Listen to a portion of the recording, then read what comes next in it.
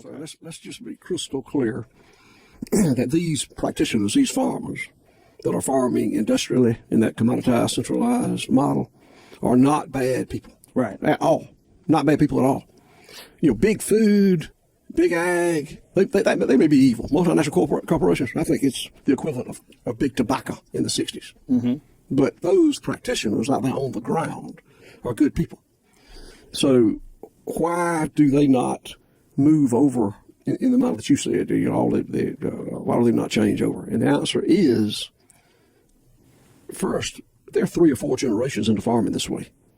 They're farming like daddy, granddaddy, maybe even great-granddaddy did. So they might not even know how to change it. Well, they don't see anything wrong with it. Right. If you were raised with your, as most of us generational farmers are, with your role model being dad and granddad, and what they did, you're not going to say, this is bad. Right. It's hard to do.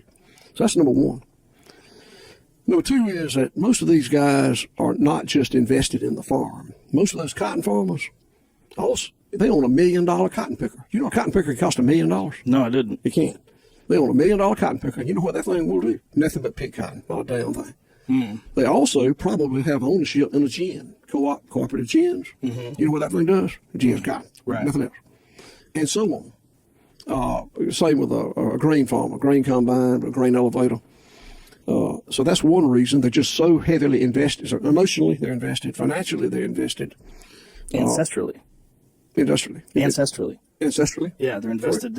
Their family's been running it forever. It's part of the family. On top of that, they're told every day by land grant universities and big food and big ag, this is how you do it. Mm. And we glamorize it, and it's fine. So those are the motivational reasons things don't change much. Let's talk about the business reasons. So let's compare my business to a commodity farmer, a larger commodity farmer. Both businesses are very capital intensive. I've got $28 million worth of capital invested in my business. Some of it's debt, some of it's equity, but that's what we got. They do too. Both businesses are also low return. My margins are not high, and their margins are not high. Both high capital investment, both low return. My business is high risk. Their business is not so high risk. People have forever talked about how risky farming is. When you've got an arsenal of pesticides to throw at any problem you got, when you got irrigation and the water is free where I live, other than the energy cost of getting it out of the ground, when you've got crop insurance to mitigate risk, then compared to what I do, which is own the product all the way from when the calf hits the ground to the hamburger goes in your stomach. One E. coli I recall, then it's over for me. Mm. That won't happen with those guys. That's a big difference.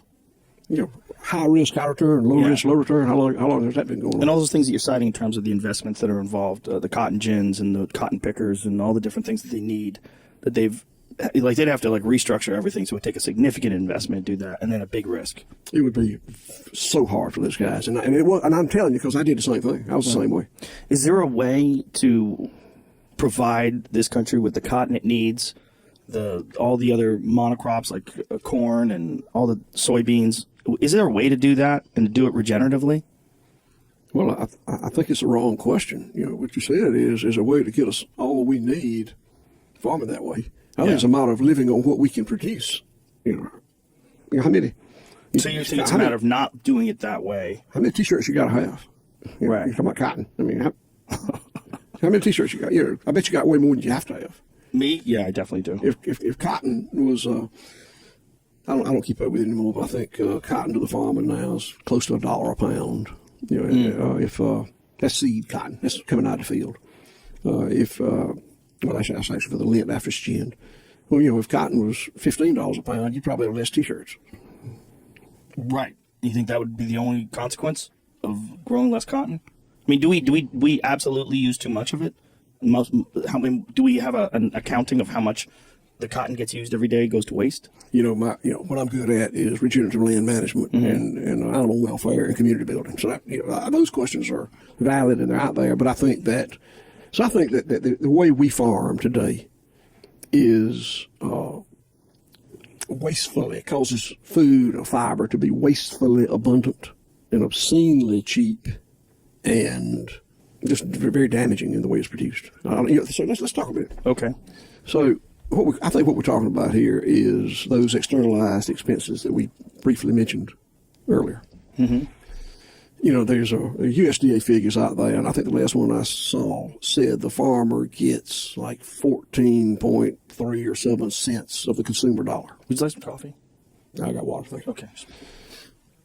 The farmer gets 14.3 to 14.7 cents. And your gut reaction is that's unfair. A farmer should get more than that. And probably should. But in the industrial model that we operate in, a farmer in this country can produce a 48,000-pound semi-truck load of anything and call Big Ag, and they'll come get it and send you a check or an EFT, whether it's oranges, hogs, soybeans, corn, cows, cotton, it don't matter. Big Ag, who I think of as being multinational corporations and being evil, but they'll come get it for you and send you some money. Not much, 14.3 cents, but they send you some money. But then from that point forward, they take all the risk and provide all the service. The farmer doesn't have to have $20-something million worth of assets like we do to further process. We forget in this country that in the commodity market, consumers don't buy cows and hogs and sheep. They buy beef and pork and lamb, and you got to make that conversion. And you make the conversion all in-house? I do. Okay. I do. So you had a significant investment in order to be able to do that, and you have the FDA facilities and all that in place. This is a subject that is being brought up more and more lately, because I think as time's going on and people are aware of all these things that they're finding in food, it becomes much more attractive to get food from a person like yourself. How many people do you feed per year off of your farm? This is what I call cowboy arithmetic. Okay. I think that, and you can verify this, but I think that consumers eat about $1,000 worth of meat a year. I think. Let's go to close.